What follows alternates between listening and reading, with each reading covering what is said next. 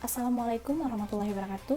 Nama saya Hanifah Syafan, NIM 2023339, Program Studi Manajemen Pajak Universitas Negeri Padang. Kali ini saya akan mempresentasikan resume minggu kedua saya, yaitu tentang proses komunikasi perpajakan di era 4.0. Saat ini kita telah memasuki revolusi industri generasi keempat, atau biasa disebut di era 4.0. Era revolusi industri ini ditandai dengan kemajuan yang sangat pesat, komputer yang semakin canggih, dan telepon genggam yang telah berubah menjadi smartphone. Perkembangan teknologi komunikasi dan informasi yang telah mengubah kehidupan Indonesia semakin maju dan semakin berkembang. Banyak hal yang telah kita rasakan dengan komunikasi di era 4.0 ini. Tentunya di hal lain juga memiliki manfaat dan juga di dalam perpajakan. Komunikasi perpajakan merupakan pengiriman atau penerimaan informasi yang berkaitan dengan pajak antara dua individu atau lebih dengan menggunakan media perantara sehingga informasi tersebut dapat diterima dan dipahami dengan mudah dan juga jelas. Nah, selanjutnya saya akan menjelaskan tentang unsur dalam komunikasi. Yang pertama, komunikator atau sender, orang yang menyampaikan pesan. Selanjutnya, encoding atau penyandingan pengodean karakter atau proses pengalihan pikiran. Pesan or message, yaitu seperangkat lambang yang memiliki makna yang disampaikan oleh komunikator. Yang keempat, media komunikasi, pesan dari komunikator atau tempat melaluinya pesan dari komunikator kepada komunikan. Yang kelima, decoding, proses mengubah komunikasi menjadi pemikiran yang disampaikan oleh komunikator kepada komunikan. Yang keenam, receiver, komunikan yang menerima pesan dari komunikator. Yang ketujuh, feedback atau umpan balik, tanggapan komunikan yang disampaikan kepada komunikator. Yang kedelapan, response, tanggapan seperangkat reaksi dari komunikan kepada komunikator. Yang kesembilan atau yang terakhir, noise, yaitu gangguan yang tidak diduga. Nah, selanjutnya saya akan membahas tentang proses komunikasi. Apa aja sih yang ada di dalam proses komunikasi? Yang pertama yaitu proses komunikasi linear.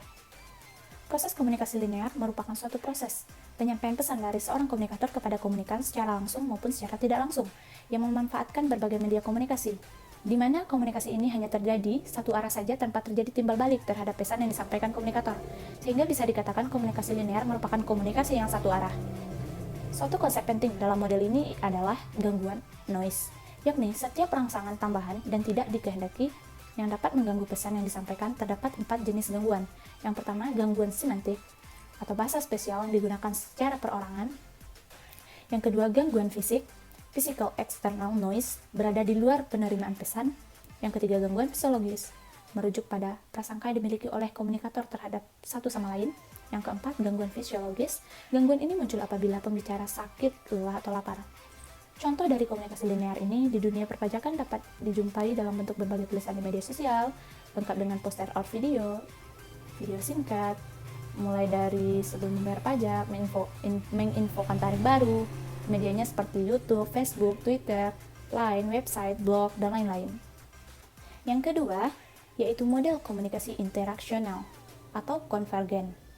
Merupakan model komunikasi yang memiliki kebersamaan dengan model komunikasi transaksional, karena keduanya merupakan model komunikasi dua arah. Namun model komunikasi interaksional ini sebagian besar digunakan untuk media baru atau new media seperti internet. Contoh dari komunikasi internasional ini di dalam dunia perpajakan adalah adanya layanan kering pajak. Kering pajak merupakan salah satu upaya dari DJP untuk meningkatkan pelayanan kepada wajib pajak. Selanjutnya, saya akan membahas tentang model yang paling efektif yang digunakan dalam menyampaikan peraturan perpajakan. Menurut pendapat saya, model yang paling efektif yaitu dengan model linear tadi yang pertama. Kenapa?